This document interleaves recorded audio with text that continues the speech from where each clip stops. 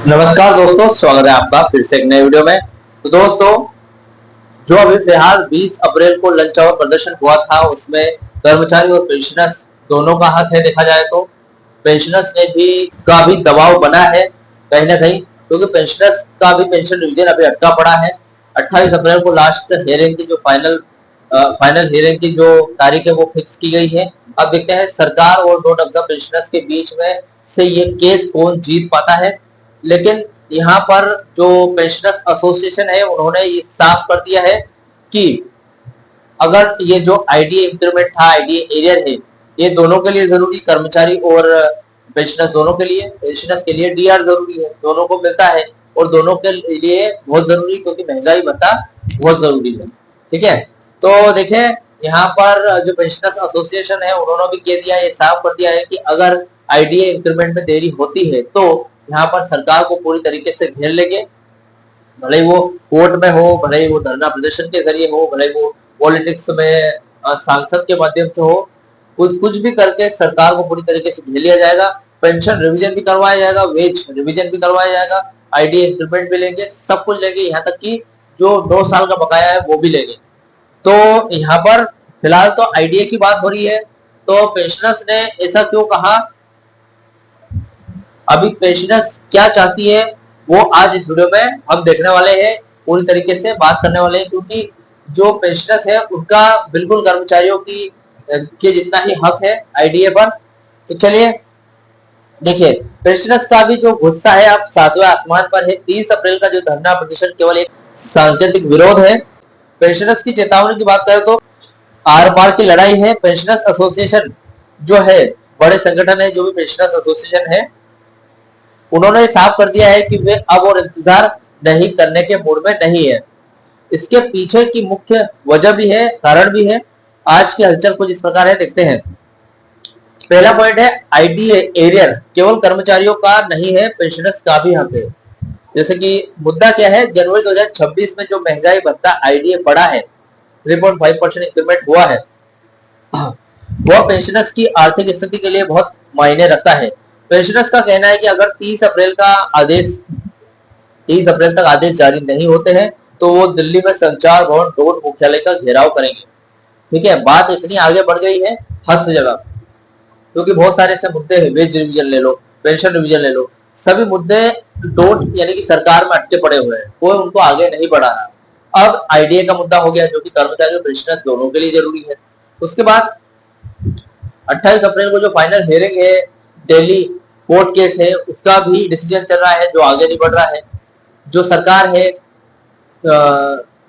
30 मार्च को होने वाला था फैसला, लेकिन उसको आगे बढ़ा दिया गया। सरकार ने वक्त मांगा, दे दिया वक्त, 20 दिन का वक्त दे दिया 20 अप्रैल को। फिर फाइनल हियरिंग रखी गई थी, फिर सरकार ने वापिस से कुछ बहाना बनाया, वक्त मांगा, फिर से यहाँ पर कोर्ट ने 8 दिन का समय दे दिया। और अभी कोर्ट फाइनल हियरिंग यानी कि 28 अप्रैल को फाइनल हियरिंग होने वाली है। तो देखा जाए तो कहीं ना कहीं हर एक मामले में कोर्ट जो सरकार है वो देरी कर रहा है।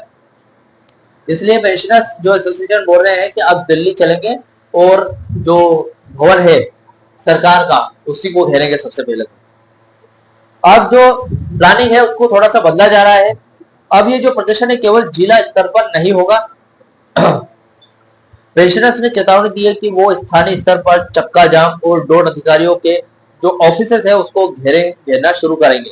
क्योंकि भाई साहब किसी एक से ये काम नहीं होगा, यहाँ पर सारे को मिलकर करना पड़ेगा। कर्मचारी, पेंशनर्स, मजदूर वर्ग सभी को मिलकर ये जो धरना प्रदर्शन है 30 अप्रैल का, इसको मजबूत बनाना पड़ेगा। अभी 30 अप्रैल तक देख लेते हैं क्या हो पाता है, क्या फाइल आईडी इंक्रीमेंट की जो फाइल है सरकार आगे बढ़ाती है या फिर नहीं, वो देखेंगे। उसके बाद भी नहीं तो फिर दिल्ली चलकर घेराव होगा। 28 अप्रैल कोर्ट प्रेशर, 30 अप्रैल रोड प्रेशर। यानी कि देखा जाए तो कोर्ट में फैसला तो होने वाला 28 अप्रैल को, लेकिन उसके साथ रोड पर जो धरना प्रदर्शन किया जाएगा वो भी, उसमें भी प्रेशर बनाना पड़ेगा। प्लानिंग ये है, पेंशनर्स के दिमाग में गणित बिल्कुल साफ है। 28 अप्रैल को दिल्ली हाईकोर्ट में पेंशन रिवीजन की फाइनल सुनवाई होनी तय है। प्लान भी ये है कि अगर कोर्ट से राहत नहीं मिलती है तो सरकार फिर समय मांगती है। ऐसी स्थिति में सरकार बोलती है कि कुछ और भी अपने ट्रम्प से रिलेटेड कुछ भी बहाना बना देती है और सरकार को कोर्ट समझ दे देती है। तो ऐसी स्थिति में 30 अप्रैल का जो धरना प्रदर्शन है एक जन आंदोलन बन जाएगा। पेंशनर्स का मानना है कि कोर्ट में कानूनी लड़ाई के साथ साथ सड़क पर ताकत दिखाना अब मजबूरी बन गया है। इससे कंपनी पर बहुत ज्यादा इफेक्ट पड़ेगा, कंपनी का रेवेन्यू गिरेगा, कंपनी में जो यूजर है वो बोलेंगे कि यार यहाँ पर कर्मचारी धरना प्रदर्शन कर रहे हैं, यानी कि कंपनी में कुछ ना कुछ दिक्कत है या तो डूबने वाली है। तो यहाँ पर बहुत सारी प्रॉब्लम है, बहुत सारी दिक्कतें आ सकती है, इसलिए यहाँ पर कंपनी को डूबने नहीं देगी सरकार, कुछ तो एक्शन जरूर लेगी। लेकिन फिलहाल ये प्लानिंग है पेंशनर्स यूनियन की। आज की सबसे बड़े अपडेट दे लेते हैं जो 23 अप्रैल 2026 से निकल कर आ रही है। पहले तो एकजुटता दिखानी होगी। आज देश भर के पेंशनर्स संगठनों ने वर्किंग कर्मचारियों के ब्लैक बेच यानी कि काली पट्टी प्रदर्शन को अपना समर्थन दिया है। यह पहली बार हो रहा है कि पेंशनर्स और वर्किंग स्टाफ एक ही मांग यानी कि आईडीए एरिया के लिए इतने आक्रामक तरीके से साथ में आए। यानी कि देखा जाए तो कर्मचारी और पेंशनर्स दोनों कंधा से कंधा मिलाकर आईडीए इंक्रीमेंट के लिए धरना प्रदर्शन करने वाले 30 मार्च को। सोशल मीडिया पर भी वार होगी। आज सुबह से ही ट्विटर पर पेंशनर्स ने हैशटैग लगाने शुरू कर दिए हैं, जैसे कि BSNL pension division release IDA arrear कुछ अपनी तरफ के से अभियान छोड़े हैं।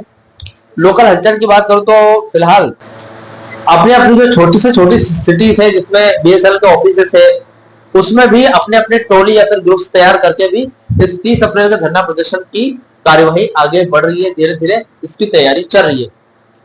फिलहाल आपके क्षेत्र यानी कि आपके सर्कल के आसपास बीएसएनएल ऑफिस में कैसी तैयारी चल रही है धरना प्रदर्शन की, मुझे कमेंट बॉक्स में जरूर बताइए। फिलहाल इस जानकारी से रिलेटेड जो भी आपके डाउट क्वेश्चन वगैरह हो मुझे कमेंट बॉक्स में कमेंट करें। तो वीडियो अच्छा लगा तो वीडियो को लाइक कमेंट से जरूर करें। मिलते हैं दोस्तों नेक्स्ट वीडियो में। सी यू सून।